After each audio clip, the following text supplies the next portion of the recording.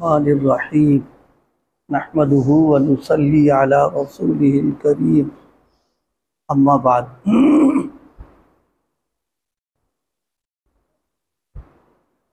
دو قسم کے لوگ ہوتے ہیں، ایک تو وہ لوگ کہ جن کی طبیعت اور مزاج میں شرافت ہے، حیا ہے، اور ایک وہ لوگ ہیں جن کے مزاجوں میں بہت گرے ہوئے ہیں، یعنی شرافت طبیعت میں نہیں ہے۔ تو دونوں کی اصلاح کا طریقہ الگ الگ، ایک ہی لکڑی سے سب کو نہیں ہانکا جاتا ہے، بلکہ جن لوگوں کے مزاج میں شرافت ہوتی ہے، حیا ہوتی، غیرت ہوتی ہے، ان کی اصلاح کا طریقہ الگ ہوتا ہے۔ بزرگوں کے ہاں دیکھا، خاص طور حضرت والا نور اللہ برکتہ کے ہاں پکڑ دھکڑ تو فرماتے تھے وہ، لیکن ہر ایک کا انداز الگ الگ۔ جیسے بعض مریض ایسے ہوتے ہیں کہ ان کا پھوڑا جو آپریشن کرنا ہے، تھوڑا سا نشتر لگا دیا، پھوڑا ہو گیا صاف اس کا۔ اور بعض مریض ایسے ہوتے ہیں کہ گہرا اس کو چیرا لگانا پڑتا ہے تب جا کے ہوتا ہے۔ اسی طرح انسانوں کا مزاج بھی الگ الگ ہے۔ بعضوں کے مزاج ایسا ہے، ذرا سا کچھ کہہ دیا بس کافی ہو گیا ان کے لیے۔ اب بعضوں کا یہ ہوتا ہے کہ نہیں، اب ان کو ڈانٹ ڈپٹ کرنا۔ حضرت والا کے ہاں دیکھا، بعض مرتبہ بعضوں کی پکڑ دھکڑ ہوئی، فرمایا بس تعجب ہے تم کوئی کام نہیں، تم نے کام کر دیا، یہ بس ختم قصہ ہو گیا۔ اتنا ہی کہنا بس جیسے گھڑوں پانی گر جاتا۔ اب بعضوں کا یہ ہوتا تھا کہ نہیں، بہت باقاعدہ آپریشن کرنا ہوتا تھا۔ قرآن مجید میں بھی اللہ پاک نے یہ دونوں طریقے اختیار فرمائے، کیونکہ اللہ تعالیٰ تو ظاہر ہے جانتا ہے کہ انسانوں میں دو قسم کے لوگ ہیں، کہ ان کی اصلاح کا طریقہ ہوگا کیا۔ دونوں طریقوں کو آج یہ پڑھ رہا تھا حضرت حکیم اختر صاحب نور اللہ برکتہ کے ملفوظات، تو اس میں فرمایا کہ جن لوگوں کا مزاج غیر شریفانہ ہے، ان کے علاج کے لیے فرمایا، سمندر کے کنارے، سمندر وہاں کھڑے ہوئے تھے، تو آپ نے فرمایا کہ اس وقت میں سمندر کو دیکھو، سبق حاصل کرو۔ بڑے سے بڑا سرکش خدا کا انکار کرتا ہے، جیسے فرعون، شداد، نمرود، حامان، اور دعویٰ کرتا ہے کہ میں خدا ہوں۔ ایسوں کا علاج یہ ہے، سمندر میں 3-4 میل اندر لے جاؤ اور وہیں سے سمندر میں ڈھکیل دو، ایک ہی غوطے میں نانی یاد آ جائے گی، یعنی بس یاد آ جائے گا اور کہیں گے اے میرے خدا، میں خدا نہیں ہوں، آپ ہی خدا ہیں۔ قرآن مجید نے بیان کیا ہے، بعض وہ لوگ جو کفر و شرک میں مبتلا تھے، جب دریائی سفر کرتے تھے اور کشتی بھنور میں پھنس جایا کرتی تھی، تو بس اللہ ہی کو یاد کرتے تھے کہ اللہ اب آپ کے علاوہ کوئی بچا نہیں پائے گا ہم کو۔ اور جب اللہ پاک ان کو بچا لیتا تو پھر وہی حرکت باہر آ گئے، تو پھر انکار کر بیٹھے۔ اس پر حضرت حکیم صاحب نے فرمایا کہ اے میرے خدا، میں خدا نہیں ہوں، آپ ہی خدا ہیں، مجھے بچا لیجئے۔ پانی مجھے ڈبو رہا ہے۔ اسی طرح جو آدمی کہتا ہو گناہ میری پرانی عادت ہے، مجھ سے گناہ نہیں چھوٹتے، اس کے مجازی تو میری زندگی ہے، اس کے بغیر تو میں جی نہیں سکتا، اس سے کہو بیچ سمندر میں ایک لڑکی ہے، وہ سمندری پری ہے، اور اس کو دکھا بھی دیا جائے کہ وہ دیکھو وہ کھڑی ہے، اس سے کہو کہ تم بڑے عشق باز ہو تو سمندر میں کود پڑو، تو اس وقت ساری عشق بازی ناک کے راستے سے نکل جائے گی۔ اور اس کو اگر کوئی بیچ سمندر میں پھینک دے تو ایک ہی غوطے میں کہے گا کہ میں عشق بازی سے توبہ کرتا ہوں، اب گناہ کے قریب بھی نہ جاؤں گا۔ لیکن یہ علاج غیر شریفوں کا ہے۔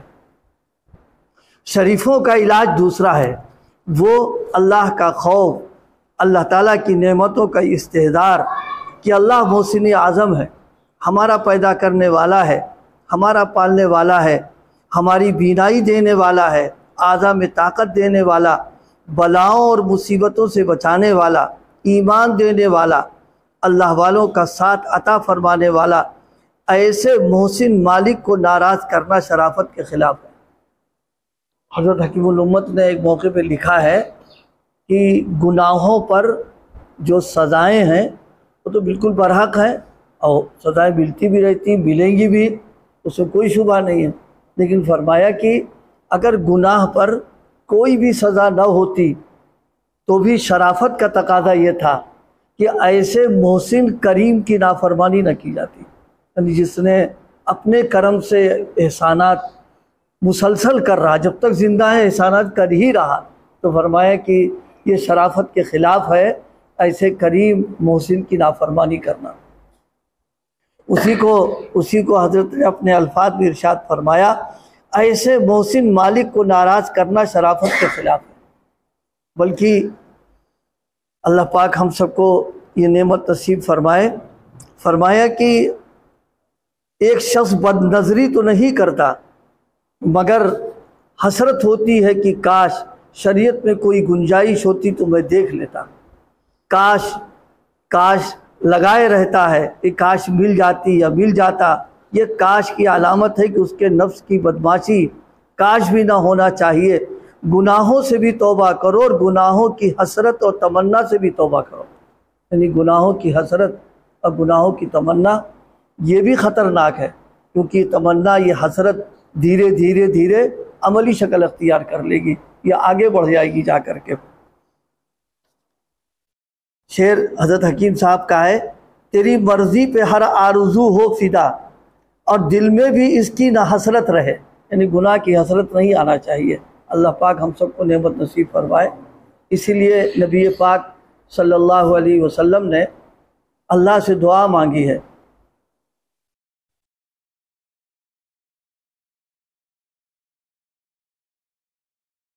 اللہم اجعل وساوس قلبی خشیتک و ذکرک، اللہم اجعل وساوس قلبی خشیتک و ذکرک۔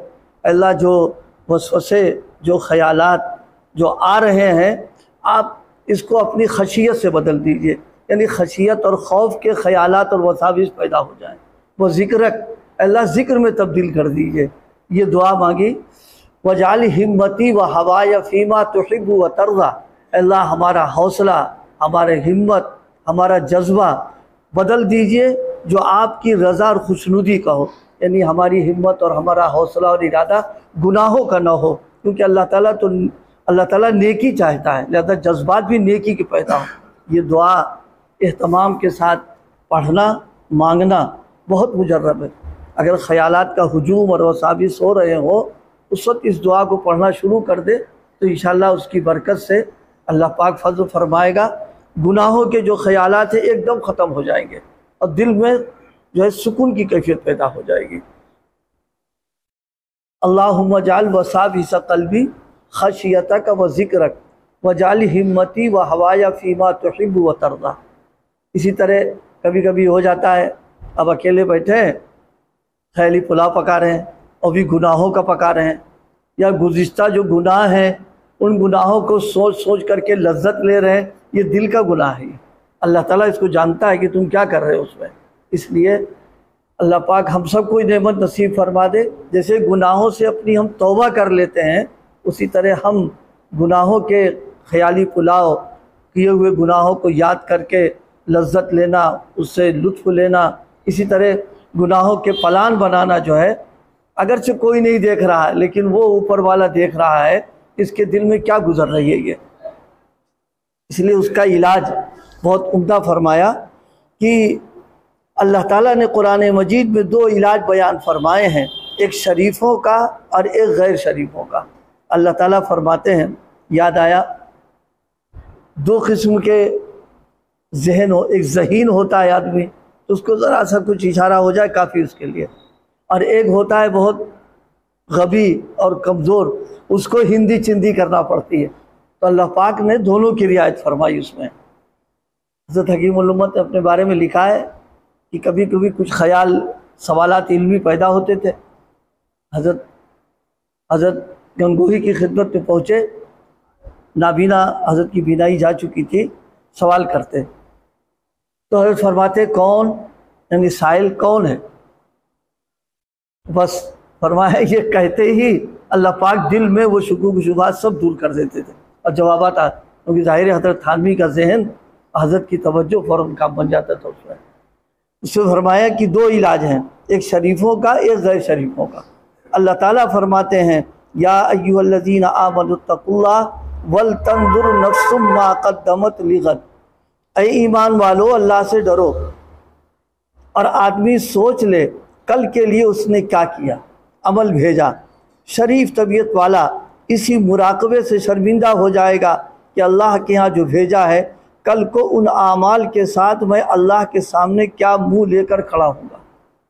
اگر کسی گناہ کی یہاں ہماری عادت رہی ہے تو یہ گناہ مجسم شکل میں سے ہم لوگوں کی مجسم شکل میں یہ ہمارے ساتھ کھڑا ہوگا وہاں پر۔ اب ظاہر سی بات ہے اللہ کے سامنے ایک تو ہم مجرم ہیں، اب وہ جرم بھی ہمارے ساتھ کھڑا ہوا ہے، کیا اس وقت ہمارے پر بیتے گی اس وقت میں۔ اس لیے فرمایا وَلْتَنْظُرْ نَفْسٌ مَا قَدَّمَتْ لِغَدٍ۔ جیسے ہمیں سے ہر آدمی سوچتا ہے کہ یار کمائی کتنی کر لی ہم نے تاکہ آئندہ بڑھاپے ہمارے کام آئے، تو اس وقت یہ بھی سوچنا چاہیے کہ ہم نے کتنی کمائی کی جو ہمارے وہاں کام آئے گی۔ اب ظاہر ہے کہ ساری کمائی اگر گناہوں کی کر لی ہم نے یا گناہ ہم کر رہے ہیں تو یہی کمائی ہوگی جو ہمارے وہاں سامنے آئے گی۔ تو اللہ کے سامنے ہماری پیشی گناہوں کے ساتھ ہو، ظاہر ہے کہ ہمارے لیے کیا اللہ کے سامنے کیا درگت بنے گی ہماری، اور پھر اس کمائی کا انجام ہمارا کیا بنے گا۔ ظاہر ہے کہ پھر جیل خانہ ہے، اللہ کی سزا ہے۔ تو اس لیے فرمائے شریفانہ طریقہ اللہ نے یہ اختیار فرمایا، شریف طبیعت والا اسی مراقبے سے شرمندہ ہو جائے گا۔ اس میں اگر تھوڑا سا ہم لوگ یہ اضافہ کر لیں سوچنے کا انداز، یہ ہاتھ، یہ پیر، یہ آنکھ، دل، دماغ انہوں نے دیا، اور انہی اعضاء جو ان کے دیے اسی سے ہم گناہ کر رہے ہیں، تو کل اللہ پوچھے گا کہ کیا اسی لیے ہم نے دیا تھا تم کو یہ سب؟ کیا جواب دیں گے جا کے وہاں پر؟ اگر یہ چیز اللہ ہمارے استحضار اور ذہنوں میں بیٹھ جائے تو انشاءاللہ پھر بہت سی چیزوں سے اپنے آپ بچ جائیں گے۔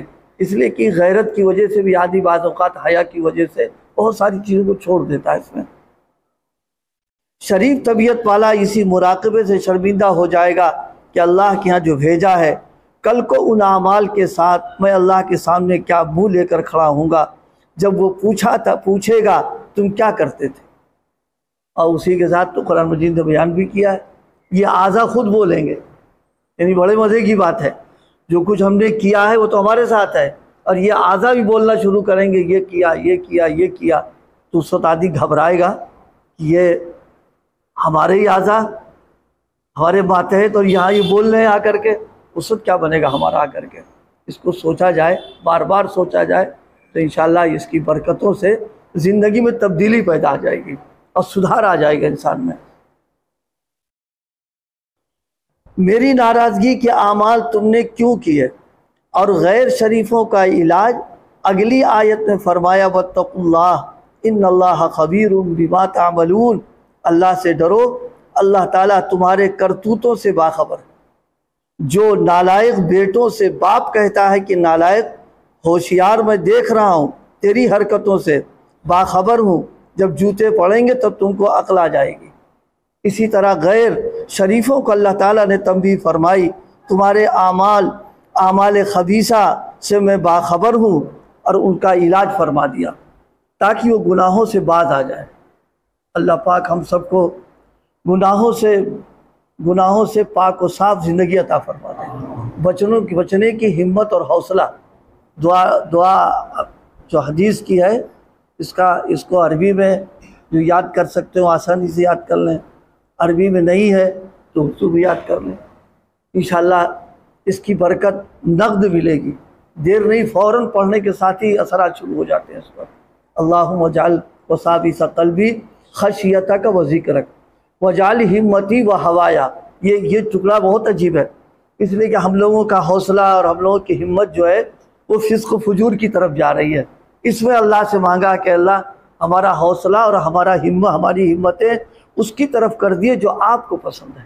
ظاہر ہے کہ اللہ تعالیٰ کو اعمال صالحہ، نیکیاں، تقوی، ولایت اللہ کو پسند ہے، کیونکہ اس دعا میں نبی پاک نے تلقین فرما دی ہے کہ اللہ سے ولایت مانگو، تقوی مانگو، محبت مانگو، یہ دعا خاص طور سے اہتمام کرنا، اور یہ استحضار رہے